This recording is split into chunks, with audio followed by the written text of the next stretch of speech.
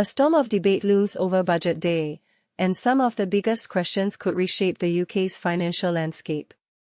BBC Verify Live is tracking the facts and rumours swirling around Chancellor Rachel Reeves' upcoming announcements, where taxes, benefits, and political promises are colliding in unpredictable ways. But here's the twist: many of the ideas being discussed today were once fiercely opposed by the very people now in power. The income tax freeze controversy. One major point of focus is whether income tax thresholds will remain frozen for another 2 years.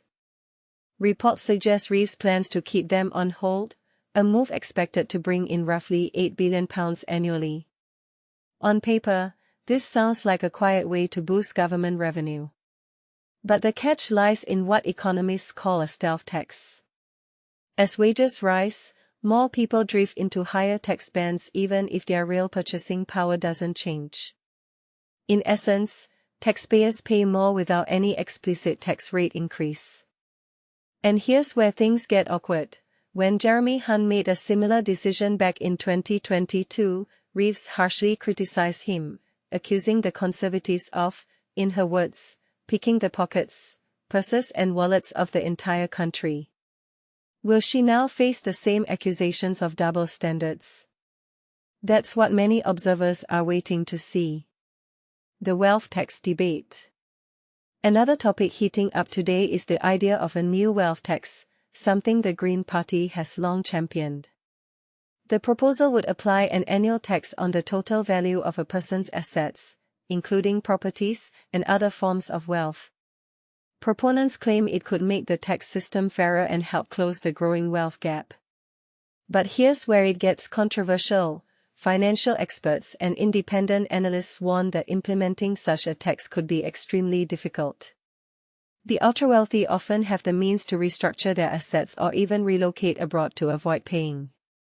Could such a policy backfire, leading to an exodus of wealth rather than revenue growth? The disagreement runs deep. The two-child benefit cap question. Finally, there's growing attention on the long-standing cap on benefits for families with more than 2 children, a policy introduced by the Conservatives. Multiple studies now suggest it's directly contributing to rising child poverty rates across the UK. While Labour's election manifesto didn't commit to scrapping the cap, it did promise an ambitious strategy to reduce child poverty. This leaves observers wondering, will Reeves seize the moment to remove the cap? The move would be widely popular among her MPs and social advocates, but it carries a heavy price tag, an estimated £3.6 billion per year. So what will dominate the headlines when the details drop, a cautious budget or a bold change in direction? One thing's certain, every decision today will reshape not just the numbers on a spreadsheet but the everyday reality of millions of families across the country. Do you think freezing tax thresholds and maintaining benefit caps are smart fiscal discipline or disguised austerity measures? Should the UK finally dare to introduce a wealth tax, or would it do more harm than good? Drop your thoughts below. This is a debate that's only just beginning.